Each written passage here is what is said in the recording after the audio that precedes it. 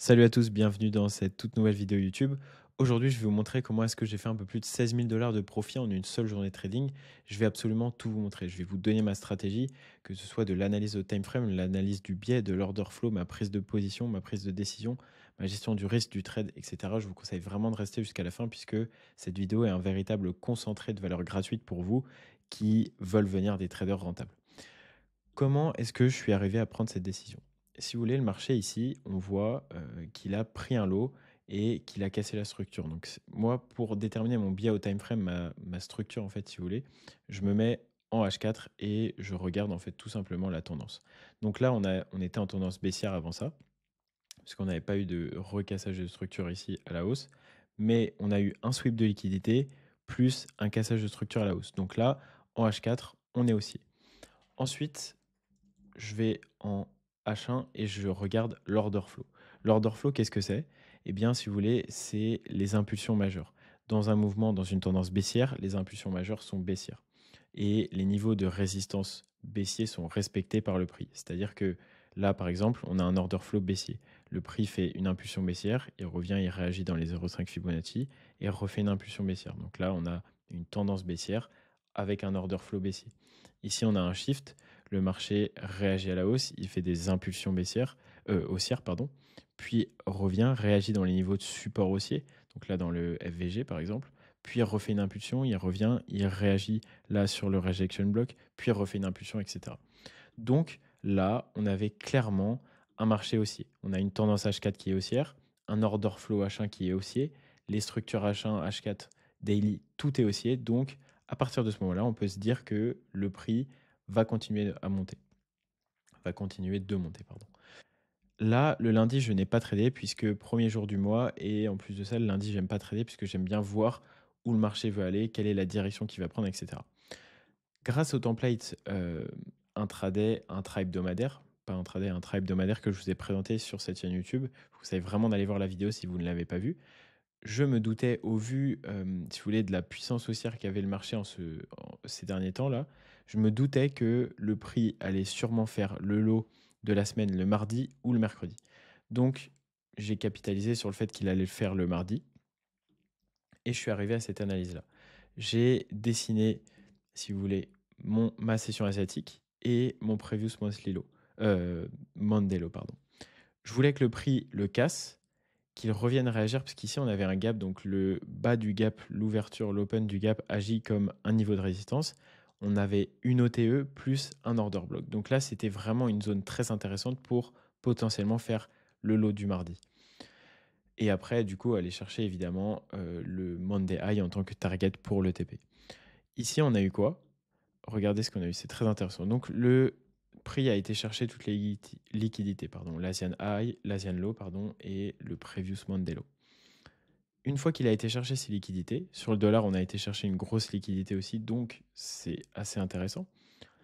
Eh bien, si vous voulez, on a eu une SMT divergence. Je vous ai fait encore une fois une vidéo là-dessus. Et en fait, si vous voulez, je suis rentré là sur cette réjection ici, puisqu'on a été combler le gap et le prix repart direct à la hausse. Donc là, en fait, je suis rentré sur la petite mèche de la bougie ici, avec un stop loss plus bas, puisque je savais qu'on avait un order block ici. Et moi, mes setups, 3 fois sur 4, j'ai des entrées assez agressives. J'attends pas forcément les breaks de structure. Mais par contre, je mets des stop loss assez larges pour être sûr de ne pas me faire sortir pour rien. Puisque regardez, là, ici, sur le dollar, on n'a pas été chercher les plus hauts. Mais ici sur l'euro, regardez ce qui s'est passé. Eh bien en fait, le prix est venu et descendu ici chercher les plus bas pour ensuite aller chercher les plus hauts. Et en fait, là, regardez la SMT divergence de fou qu'on a eu. Donc là, on a un lot, un autre lot. Donc le dollar était censé venir ici casser le high alors que l'euro a cassé les lows. Donc, c'est pas ce qu'on a eu. Ça veut dire qu'on a une accumulation de positions vendeuses sur le dollar, ce qui veut dire que le dollar va descendre et va faire une pression haussière sur l'euro. C'est pour ça que j'ai pris cet achat ici à cet endroit et que j'ai target, si vous voulez, le Monday High. C'est comme ça que j'ai pris mon trade. On va maintenant regarder comment ce trade a évolué. Vous voyez, donc là on vient, on recasse la structure et après le prix revient, il réagit. Donc vous voyez l'order flow qu'il y a, impulsion, correction, impulsion haussière. Vous voyez, les impulsions elles sont très puissantes.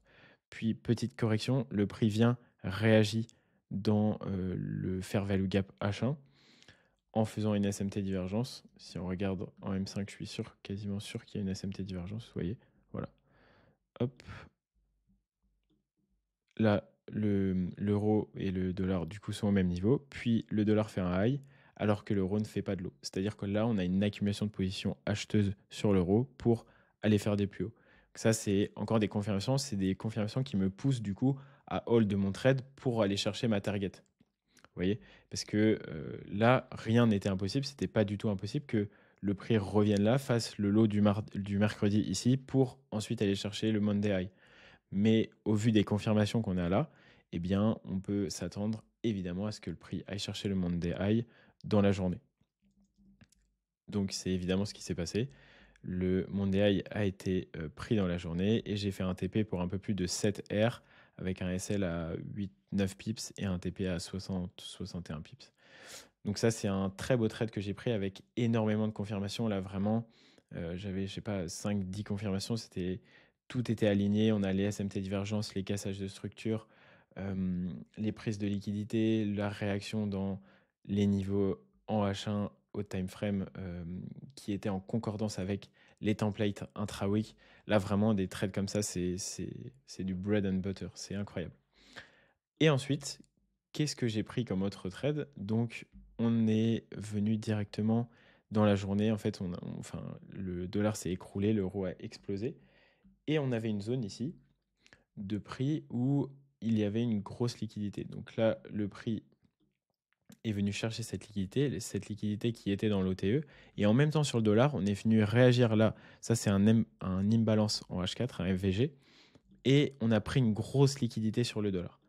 Donc à partir de ce moment-là, je me suis dit que le prix, il était monté toute la journée. Il avait fait un tout droit avec plus de...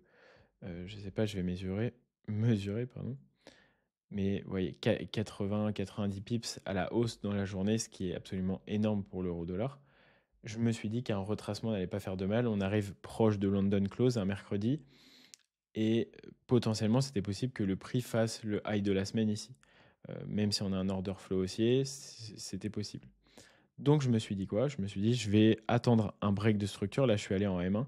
Et au premier break de structure, après la prise de liquidité, puisque je voulais que le dollar prenne cette liquidité-là et l'euro aussi. Donc les deux l'ont pris, pardon. Et à partir de ce moment-là, j'attendais un break de la structure. Et dès le break de la structure, je me suis positionné directement ici, là à 16h19, avec un SL à 5 pips au-dessus.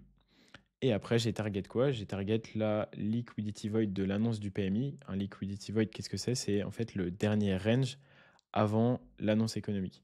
Et le prix, souvent, target ces ranges avant de repartir faire le mouvement du sens de l'annonce économique. Donc, vous voyez, là, j'ai TP ici. On a eu une petite zone de résistance. Puis après, le prix a continué à descendre. Mais en fait, si vous voulez, sur ce trade-là, j'ai préféré être assez conservateur et prendre mes gains rapidement. Au vu du trade que je venais de faire avant, je n'avais pas réellement besoin, si vous voulez, de faire des gros gains sur ce trade. Donc, j'ai préféré sécuriser assez vite, sortir du trade. Et au moins, là, j'ai pu toucher aux écrans de la semaine, puisque après des trades comme ça, ma semaine était largement faite. On a plus de 12 R avec 16 000 $ de profit, ce qui est absolument énorme. Donc voilà, j'espère que cette vidéo, elle vous aura aidé. Je vous le dis dans chaque vidéo, mais dans la description, vous avez un call de consulting gratuit où je peux vous aider. Je vous prends en call personnellement, c'est gratuit.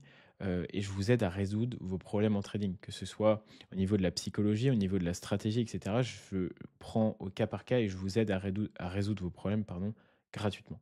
Faites-le, ça ne coûte rien, c'est que du plus. Donc voilà, c'était Alex pour cette vidéo sur mes deux setups qui m'ont permis de faire plus de 16 000 $. On se retrouve bientôt pour une prochaine vidéo. Ciao.